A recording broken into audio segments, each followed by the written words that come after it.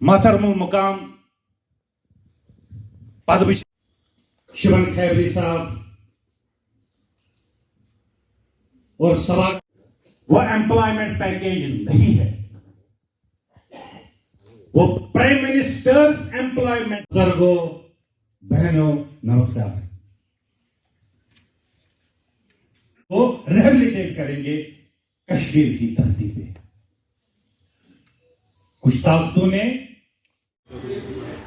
देखिए, आज जो यूथ ऑल इंडिया कश्मीरी समाज की तरफ से कई दिनों की बैठक जो संपूर्ण आज हो रही है, इन बैठकों में इस बात का चर्चा हो रहा है कि जो यूथ ऑल इंडिया कश्मीरी समाज ने 2025 के लिए एक विजन डॉक्यूमेंट बनाया, उस डॉक्यूमेंट के कितने भी लॉन्ग टर्म इश्यूज़ और शॉर्ट टर्म इश्यूज़ जो है उन पर स्ट्रगल चलेगी कम्युनिटी की तरफ से।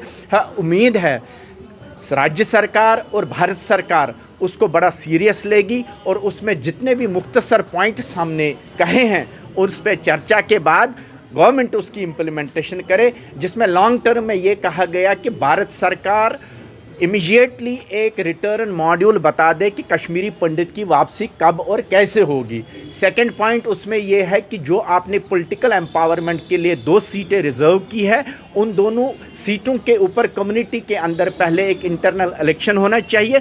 कम्युनिटी जिसको इलेक्ट करके लाएगी डेमोक्रेटिक प्रोसेस में, उसी को आप नॉमिनेट करिएगा। और जितने भी श्राइन्स हमारे कश्मीर में हैं, उसका जो बिल ऑलरेडी चल रहा है वो बिल पारित होना चाहिए, वो पास होना चाहिए।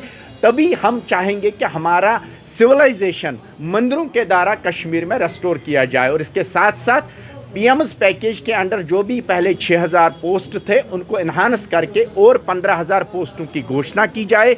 रिलीफ असिस्टेंस को इंक्रीज़ किया जाए और जितने भी हमारे वैली पोस्टेड एम्प्लॉइज़ हैं कश्मीर में रहने वाले, उनके साथ जो उनकी प्रॉब्लम्स है उनको एड्रेस करना चाहिए। और ओवर एजड सेक्शन जो असली विक्टिम है माइग्रेशन का, उसकी सेटलमेंट होनी चाहिए। उसके लिए हमने 1 साल का 1 लाख रुपए मुआवजा मांगा। जितने साल हम अपनी धरती से दूर हैं उस हिसाब से उनका जो मुआवजा बनता उनको दिया जाएगा, वो उनकी 1 टाइम सेटलमेंट हो सकती है। उम्मीद है ये भारत सरकार हमारे आज के इस विजन डॉक्यूमेंट को सीरियस लेंगे, इस पर चर्चा करेंगे और आगे बढ़ने का एक मौका हमें भी मिलेगा।